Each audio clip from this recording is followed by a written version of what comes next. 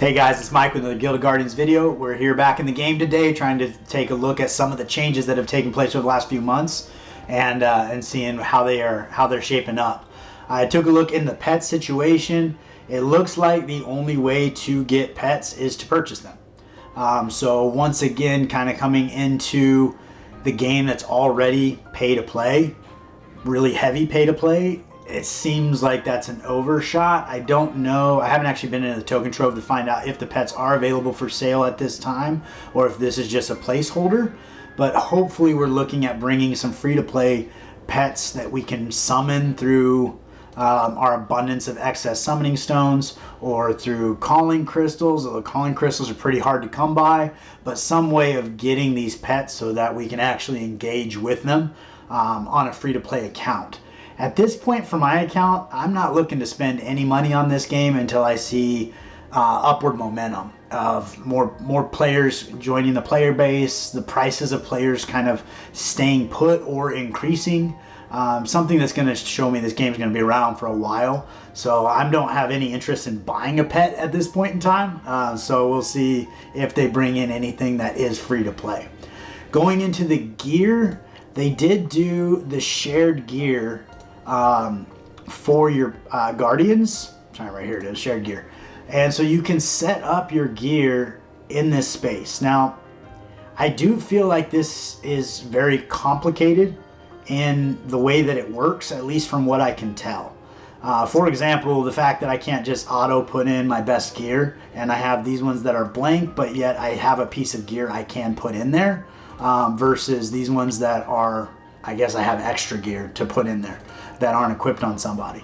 The other thing is, it's kind of cool, is with this guy you get the domain bonus regardless of who's using it. So with the shared gear, everybody in this category will be able to use this piece of gear and they will get a 7.5% bonus, which is awesome unless you have a Hydrus character who would equip that gear instead, and then they would get the full 15% or 24% if it's gear 7.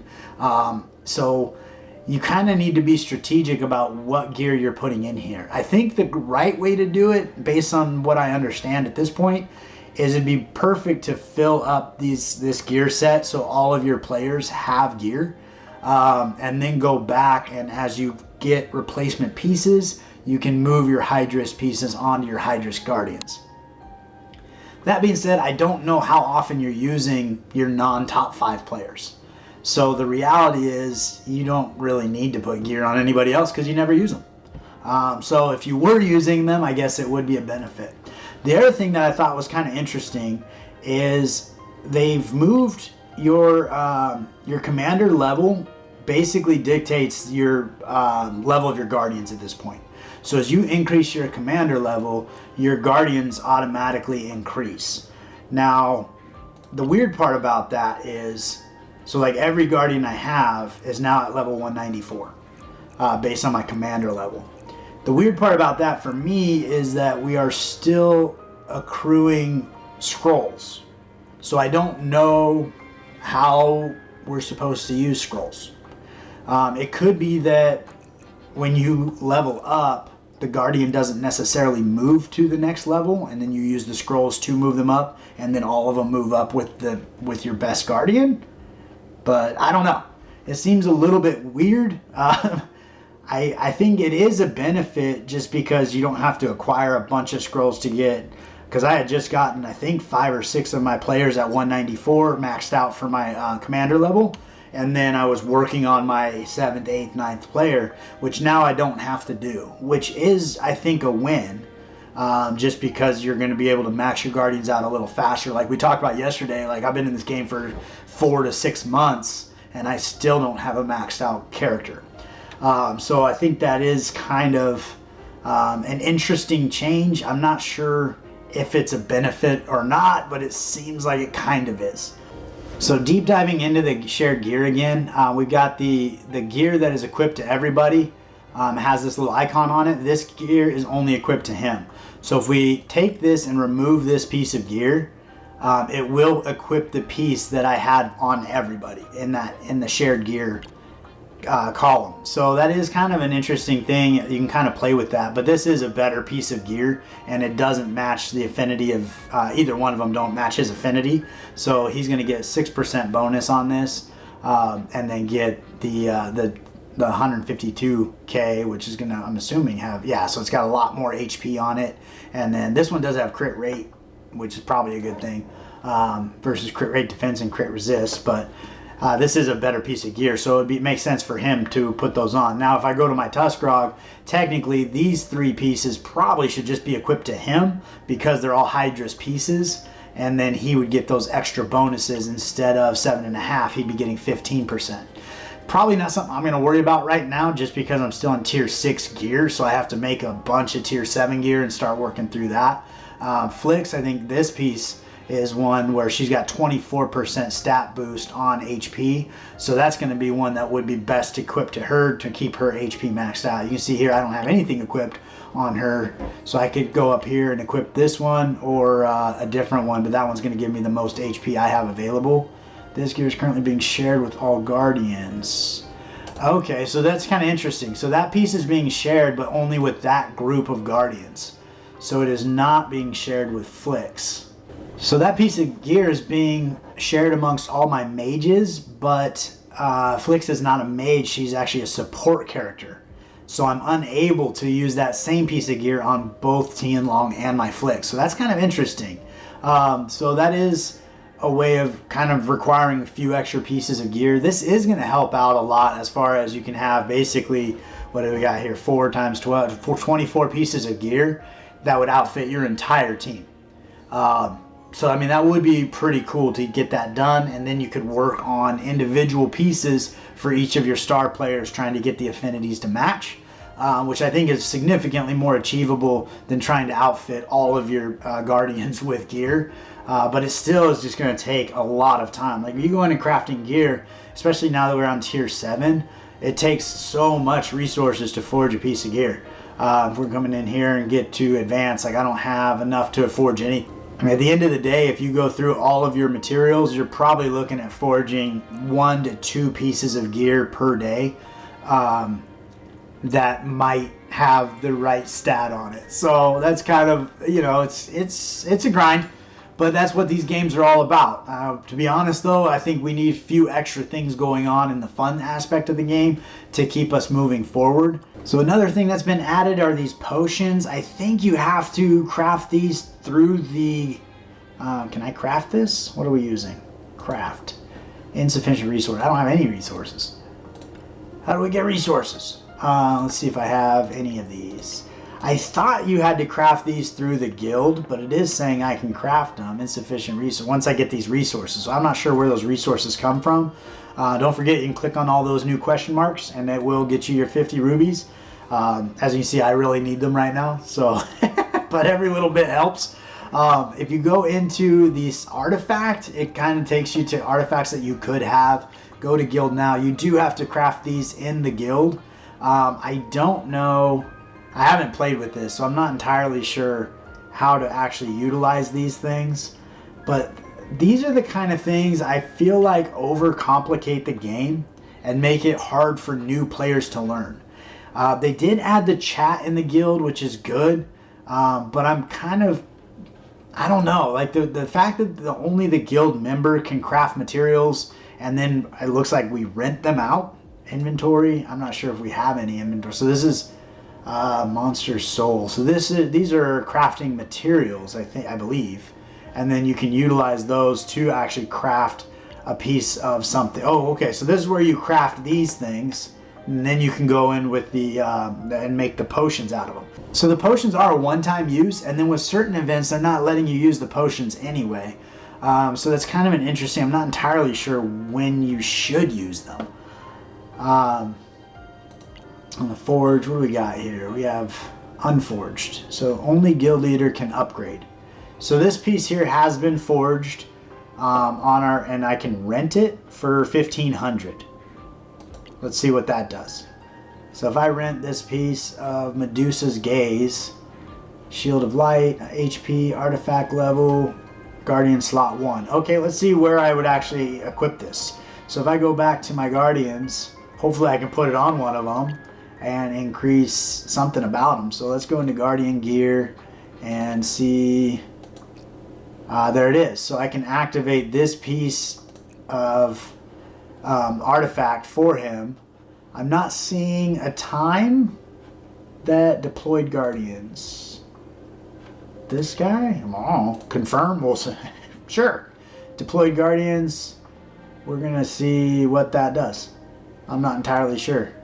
Guild. So that is the one piece of artifacts that we have on our account right now. So it's kind of interesting. As you go through the rush battle, I was doing this yesterday to get those scrolls, because you get a lot of scrolls here in rush battle. But then I was curious where I'd even use them.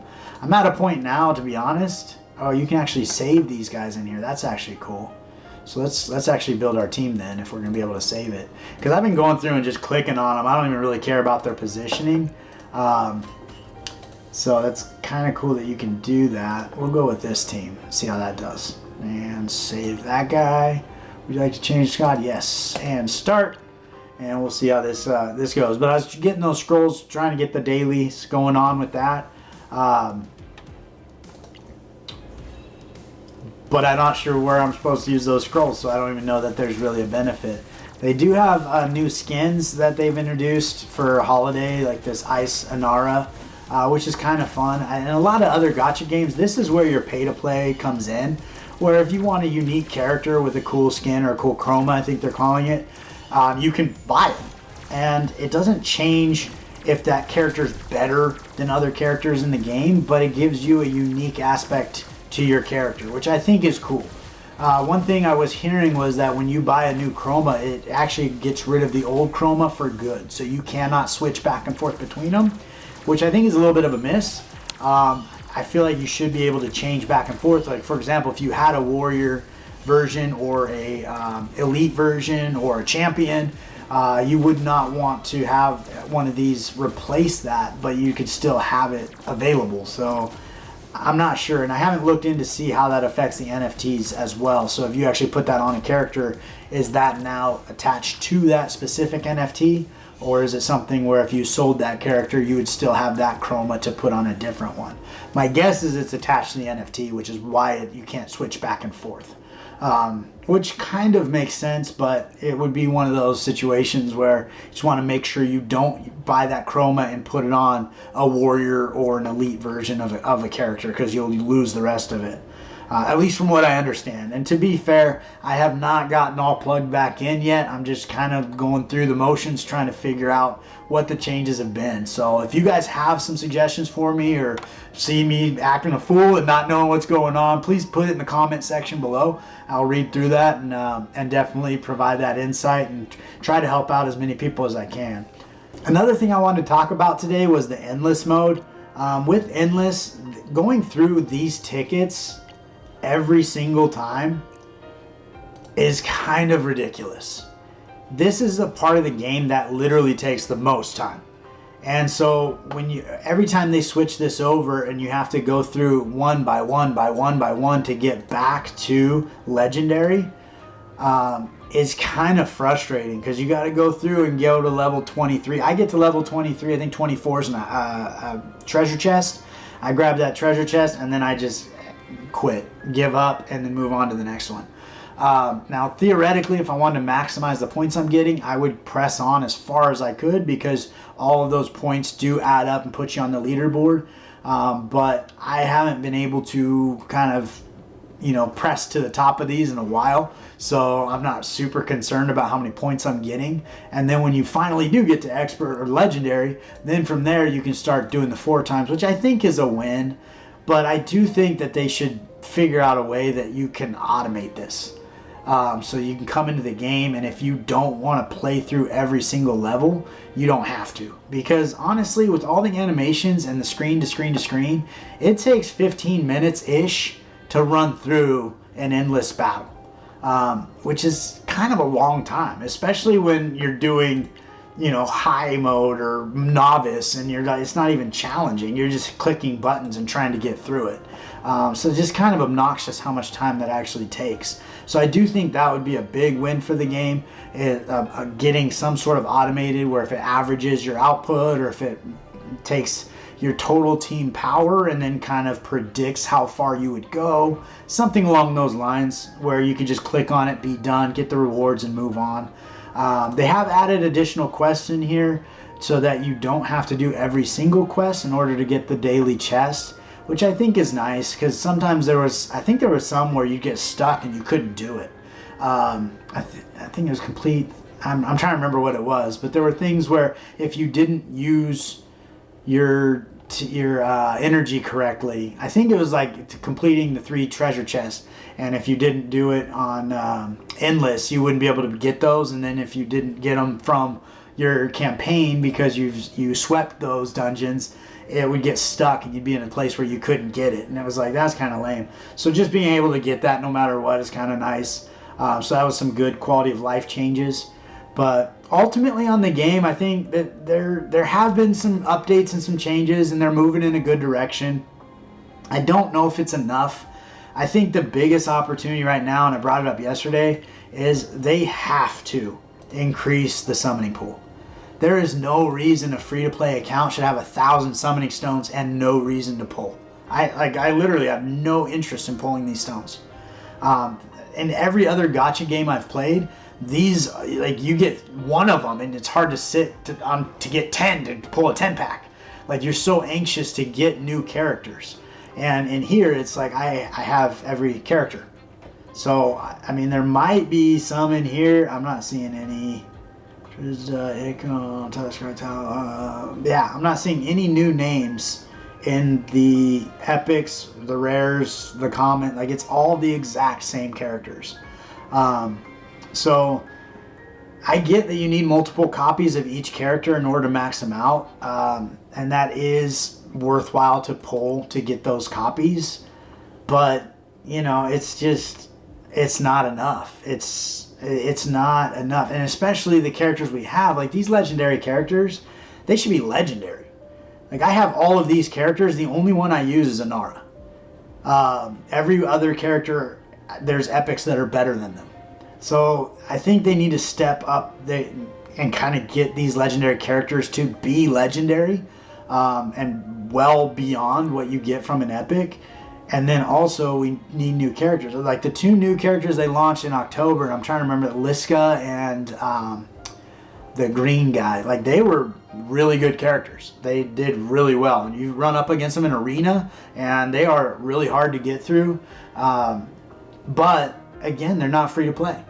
There's not an avenue for a free-to-play player to get those players, short of collecting a bunch of calling crystals and waiting for that opportunity to come in here and drop 60 of them for a guaranteed version of them. And to be fair, I don't even know this is guaranteed legendary within 60 summons. I think on these calling crystals, there should be a guaranteed legendary at 30, and then guaranteed to get one of the highlighted characters at 60. I think would be the right move, and that might be the case. I know they did that once, and so you kind of had 2 chances to get them, and then based on the drop rate, like Tamamo here is at 21% or 0.21%, but if you were to pull a legendary, she's going to have a higher rate of being pulled than Atticus and Thorit, so that would help you out. But coming across these calling crystals are really hard to do too. Like, they're not in the only place I know that they're in the game is collecting arena tokens, going to the shop and buying them.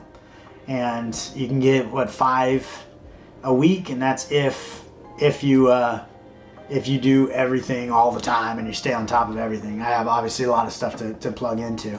So I'm going to keep on keeping on. I'm going to work through my energy, get some crafting, hopefully get some new tier 7 gear, try to press on the account, move into adventure mode, and see if I can actually beat that final level and see where that takes me. But honestly, at this point, I feel like a lot of the things they've added to the game have overly complicated the game instead of making it more fun. It's not fun. I don't find it entertaining to go through and organize gear. That's, like, that's not a fun thing for me. I want to play with my characters. I want to challenge my characters in different kinds of content. I want to try different lineups of characters, and see who's doing what, and try to make the best team I can. And so, like, that would, when you're in arena and you put together a specific arena team, and then you go into rush and you put together a specific rush team.